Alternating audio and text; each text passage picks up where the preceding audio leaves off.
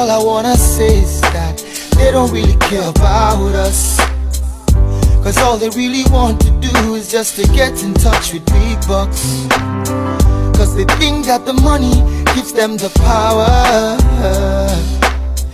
but the power... Ijebu land and its collapsing infrastructure. Ogun State in southwestern Nigeria was carved out of the old western state on February 3rd, 1976, 43 years ago, with its capital in Abeokuta. It is made up of 6 ethnic groups: Egba, Ijebu, Remo, Egbado, Awori, and Egun. The Ijebu territory is bounded in the north by Ibadan, in the east by Ondo and Okitipupa, in the west by Remoland, and in the southern part, the Atlantic Ocean, with the coastlines of Ekpe, Ejiri, and Ikorodu. Despite the political division, which has these 3 towns of Ekpe, Ejiri, and Ikorodu in Lagos State, while the main part of Ijebu land remains in Ogun State, the people have always regarded themselves as one entity. The major towns in Ijebu are Ijebu Ode, Ijebu Igbo, Agoiwoye, Ilishon, Ijebu Ososa, Imode, Ijebu Ekpe, Imosan, Ijebu Owu, Ikorodu, Ijebu Ife, Ijebu Moshe, Ijebu Waterside, Odogbolu, and Ayepe. With a population of 815,681 residents, 2006 census, the primary occupation of the people is agriculture, and 80% of the total land area is arable. The vegetation is mostly suitable for the cultivation of cash crops such as oil palm, cocoa, rubber, kola nut, teak, raffia palm, cotton, cassava, timber, and other food crops like pineapple, citrus, banana, plantain, maize, cowpea, cocoyam, yam, fruits, beans, rice, as well as seafoods and livestock. The land is also blessed with abundant mineral resources, including kaolin, clay, silica, sand limestone, oil, bitumen, chalk, phosphate, high-quality stones, and gravels for construction works. Believed to be the largest ethnic group in Nigeria, the Ijebus were the first people to have had contact with the Europeans in the 14th century and the first to acquire Western education. According to history, the European observers find them more intelligent than the other groups in Nigeria, as they were the first to manufacture steel hardwares, especially weapons, in the history of Nigeria, and contend the slavery extortion in the region. Shrewd and enterprising race, the Ijebus were also the first people to invent money made from cowrie shell, later made coins called Pandoro, which became acceptable through Africa and Europe. Legends have it that the history of an Ijebu woman, Bilikisu Shugbo, was equal to the biblical queen of Sheba as wife to King Pharaoh. In contemporary history, the industry of Ijebu people is incontestable, as found in the exploits of great businessmen like Chief Adeola Odutola and of recent Mrs. Folorunsho Alakija, Otumba Mike Adenuga, to mention a few. Also, in other fields of human endeavor, Ijebu boasts of the likes of late Professor Adebayo Adedeji, Otumba Shubomi Balogun, late Chief Hubert Ogunde, and many notable others. Despite all these God-given natural and human resources, Ijebu has yet to claim its rightful place among its contemporaries.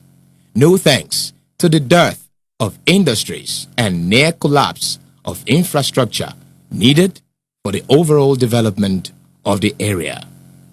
Nearly all infrastructure in critical sectors like road, education, water supply, electricity, health, and so on have collapsed and or going through decay. This is not to say that successive governments have not tried their best possible, but the pace of development is not commensurate with the status of Ijebu and its people, especially in the past few years. The Apoje farm has been grossly abandoned and is now in a state of disrepair.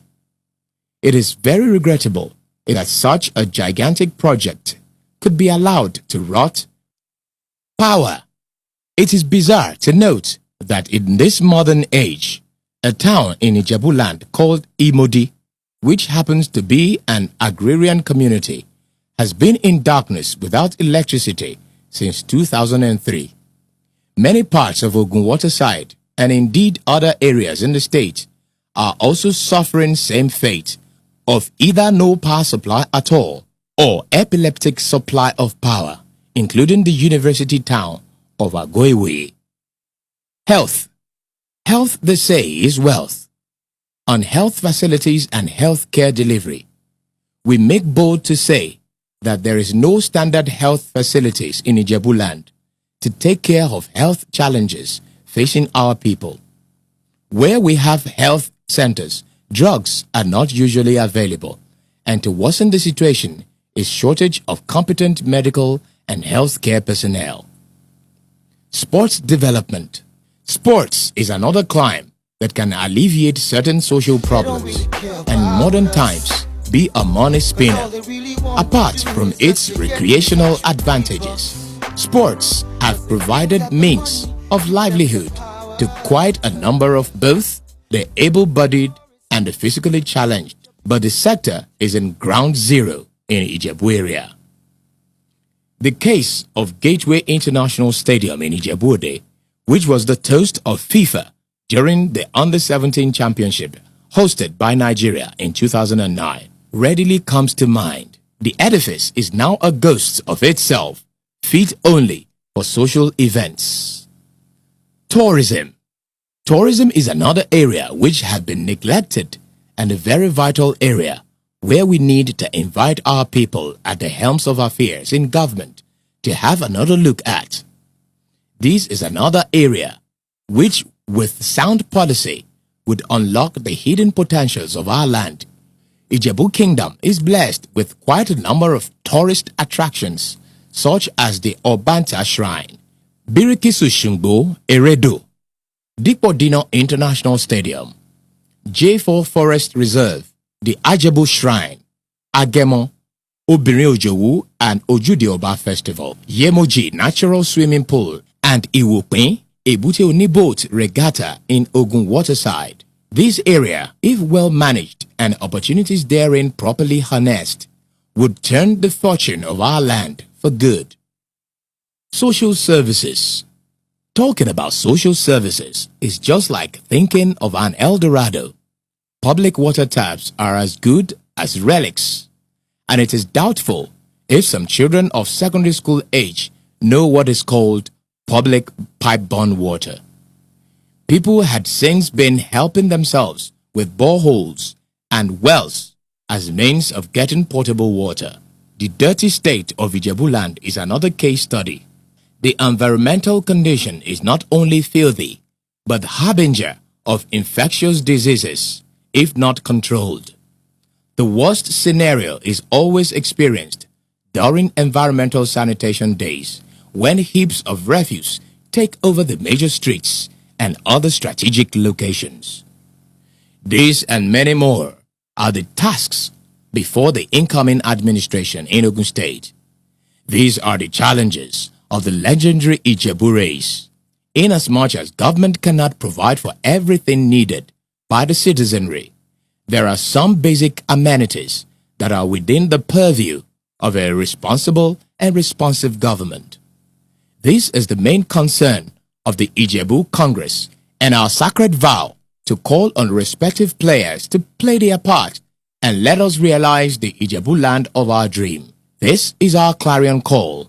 Ijebu land must rise again. Ijebu land must occupy its rightful place in the committee of clans within the nation. We must collectively aspire to achieve this onerous task and leave a lasting legacy for our children and incoming generation. Let us all rise and make Ijebu land work. The legacies of the heroes past are not being maintained, and only lip service have been paid to new ones. Roads, rural and infrastructural development is an important aspect of government which should be dear to the heart of any well-meaning administration.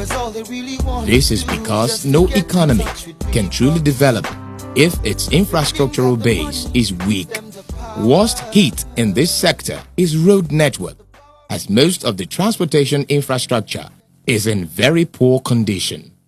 Across the length and breadth of Ijebu land, quite a number of federal, state, local and rural roads are in state of disrepair. A trip round Ijebu towns reveals complete neglect of most roads which are not motorable, and in some cases nothing but death traps. This has resulted in hardship and discomfort for the people as it greatly affects their economic lives. Particular mention must be made of some major roads that are of huge economic significance. Chief among these roads are Ijebu, Ajibandele, Araromi Road, constructed by COPEC during the Obasanjo administration, but now completely destroyed by incessant traffic flow of heavy-duty vehicles, mostly that of the Dangote Group. Another road that is crying for attention is the Ilishan-Agoiwoye Road, which was started about 10 years ago by the administration of Otumba Gbenga Daniel, but now completely abandoned.